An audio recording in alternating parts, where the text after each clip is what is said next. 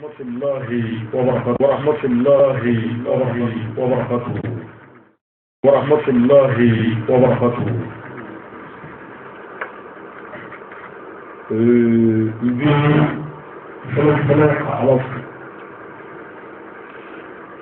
bi ala barkada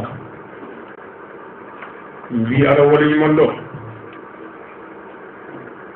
ala mi ni mi aja bake ala mi wana minge foiti zoko pali bi to ala ka kishi ni nema ni ala bafe ako ge dabo la so ere maka no muhammadu mustafa sallallahu ta'ala wa sallam ana somo sanmo ana ga sabanyumo ani mo mun tuura kira ni barajuma kali abi somuka namoy amanga folinyishi banwo jamana banwo mara jela cercle amma baklingel na balade de bifo ambe rachara o kakawa sanari bagada foli wali ma do foli foto de ma foli boko do ni yere do ni dineti biya foli mbo nyishi awma shuina hakilla shuina le 16 4 mois l'année 2018 ouais intervention à la radio Jamako de Juda rachara barmo kana maso na ko be ngana addengani do ali sangare bilbala aga kalande do ali sangare barmo ka woni be aw ma wele mama sare bilbala sama yamse bawa tan sandi addengani naga kalande nana ama mba wele ni jogo mba wele ni deme amma ko be barmo la ga kusari mali beye jebe odi ya fawo fengo on est prêt à affronter toutes les difficultés et tous les drames pour que faire mon reste.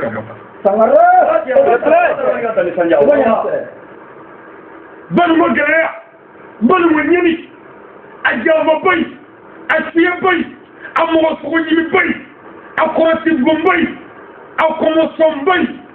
à Massachem Bani Morisuga Bay, à Sabrendi Bay, à Yakilia Bay, Namo Lenge. Katagango, ame jamana tu bota def. Anya ko ya blabla. Amay. Amam bato fe. Ame fa ga jole ngaga joli chie. Ban mo geleya. Ban mo yeni. Am mo ko ba la jamana nga wota. Ateo yo sanare. Ame na ko foko tu. Ban mo be tarla. C'est tout le plan. Fo jamba namara shia geleya. Amay. Sindi fora, ban mo fora. Du ci envers. Mutu juya, ke jigeya, mutu gadda meche, din gadda gadda, kata sabda kan da manala mu ta bagi ba fulala. Anya ko ya ba we. Afra ni jun dile. Akumulo be na fo sujaki. Okay. 220 bita mugumani. Tango. Shumetina la bita. O se la demana jume njodi. Ai abada. Mi galo e façon minjo. Galo ba ti billahi. Amma ba ko farbe de manala amma ko bella adriana ya hal min nabisa wala sawka ke le perle do ko ka amma ko be bor ko ga yesa ala télévision ibi karamo bowe internet ga yela bani ka febal ala kama yela google ka ga sebedro wajuli ina karamo bowe jamana mfabe jugulo mabala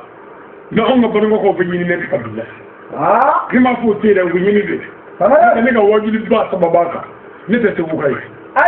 bala semanya mbe me ambo be munela ambo be bango de kai sanze kana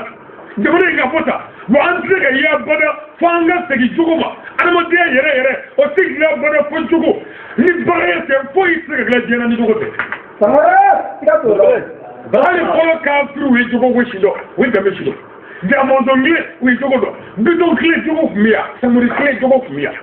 Gala di clé, faire Bekara, Dagalébi. Diviso Mogote Bangabola.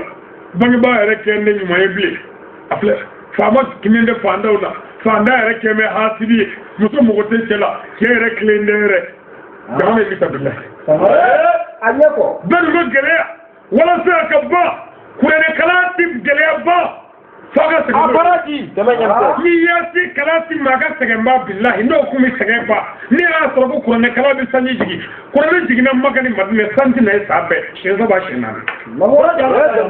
mais o tuma ala ka hinɛ ye mun ye o ye sanji de ye ala ko n'a hinɛna ɲɔgɔn na ne ala bɛ hinɛ la bɛ ji jigin a kan anw tɛ ɲɔgɔn fɛ hasidiya bɛnsɔngɔniya juguya jaba namara bingali forodo du fara ani furusa nkalon la ko ala ka sanji jigin aw fɛ ala t'o kɛ sangare o tɛ kɛ o ala t'o kɛ dɛ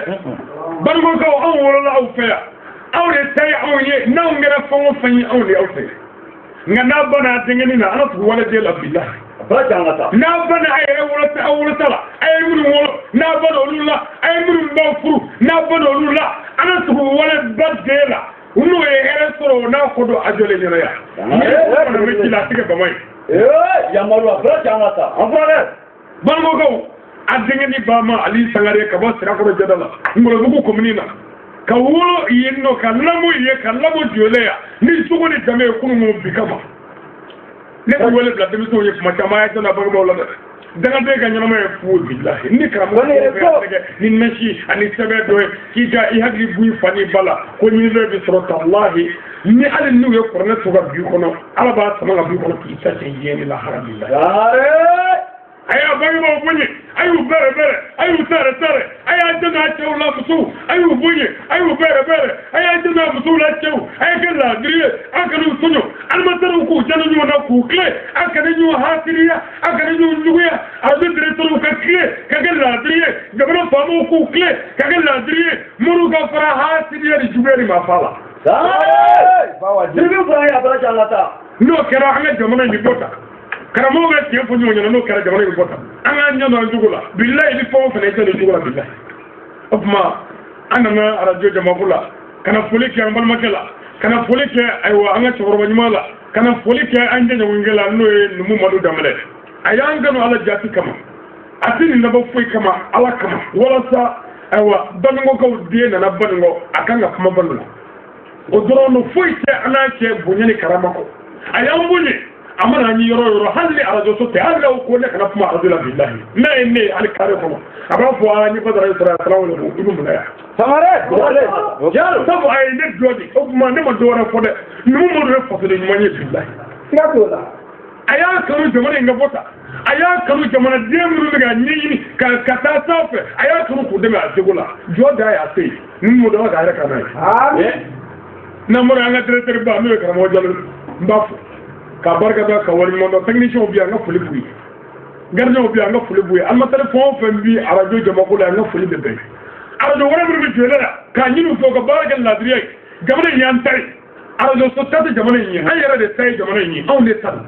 o tuma an mago bɛ min na o ye jamana ka taa ɲɛ ye a kana fitinɛ wuli fiyewu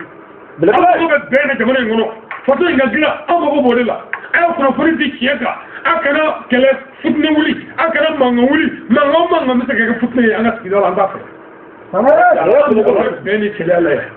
n'o kɛra an bɛ hɛrɛ sɔrɔ jamana in kɔnɔ n'o kɛra sanji ɲuman bɛ jigin an kan an bɛ suma ɲuman sɔrɔ an bɛ balo hɛrɛ la hali n'an ma kɛ silamɛ fiyewu bilahi n'an y'an tile ɲinifɛn bɛ sɔrɔ gamɔzɔn tile sanji kun bɛ na ɲɔ kun bɛ sɔrɔ fan bɛɛ bidon tile sanji kun bɛ na ɲɔ kun bɛ sɔrɔ fan bɛɛ a ma k'an ɲɛna mɛ a kɛra minnu ɲɛna an n'olu dɔw yebaa ye ɲɔgɔn ye mais pourquoi kuranɛ jiginnen kɔ or ala dun ko kuranɛ na wa ma arsalnaka illa rahmatan lil alamin ne ala ma Muhamadu tini kɛ foyi dabɔ nka hɛrɛ kɔ mɔgɔ minnu tugura kira kɔ n'olu nana anw fɛ baro anw ma hɛrɛ sɔrɔ a ka kuma la dɛ sabu a tɛ tiɲɛ ka bilahi n'a bɛ tiɲɛ ka ɲɛ ma gɛlɛya banna bi ni kuranɛ cɛ siga t'o la o Sangare e bɛ se k'a fɔ cogo di ko e jɔ bɛ kira jɔyɔrɔ la ala ko al ulamaw warasatul anbiya oh les connaisseurs vous êtes les représentants des messagers et des prophètes ala jɔ bɛ kira jɔyɔrɔ la aw kan ka jɔ kira jɔyɔrɔ n'a cogo ye a n'a dɛmɛ a n'a nɛ a n'a ye cogo bɛɛ ye mais e yɛrɛ ka ɲɔgɔn ka taa ni ala de ye karamɔgɔkɛ jɔn bɛ se k'e ladege o namaratɔ bɛ se k'e ladege wa n ka foli bɛ bi la karamɔgɔ bɛɛ ye alimami bɛɛ n ka foli bɛ bɛɛ ye o kɔfɛ ni ala sɔnna ni ala ma baasi kɛ inshallah samedi tile binnen ka dugu je dimanche dola ni ala sona ami wajiri bele bala nyana nugu strakoro amalma ke aka wele azro no bengoro damale nyana nugu strakoro ambola no semaine anya wajiri bakke akara tasmoy ayo o ko fo ya nyina be ko fonga segi ni ala sona samedi clip bi ka dugu je kardola am ñoo zoro wacce be ngana ka dala jere wolle do nga fali be bay nga ko be bay ala ka hereke bal ala ka hereke yankara mo ala ka hereke armamu bay dama ala ka basi ala ka kishi allahumma rabbana atina fi dunya hasana wa fil akhirati hasana wa qina azaban rabbana la tuzigh qulubana ba'da idh hadaytana wa hab lana minna dunya rahmatan innaka antal wahhab subhana rabbika rabbil izzati amma yasifun wa salatu wa salam ala mursalin walhamdulillahi rabbil alamin assalamu alaykum wa rahmatullahi ta'ala wa barakatuh wa alaykum assalam wa rahmatullahi abora ka mi kuma ko mesa ni ali sangare de kan ka bo tra pro dia dala a faso de yi mais an ga ban ko kan de lu o ay min kan ni ban ko o de ni ko fanya so tuma anu mi be no mo sisa o e mo do dabale an ma ter do dina la ran du jama ko otuma amadu ko ke alibi ala ka jiji ke ala ka jiji ke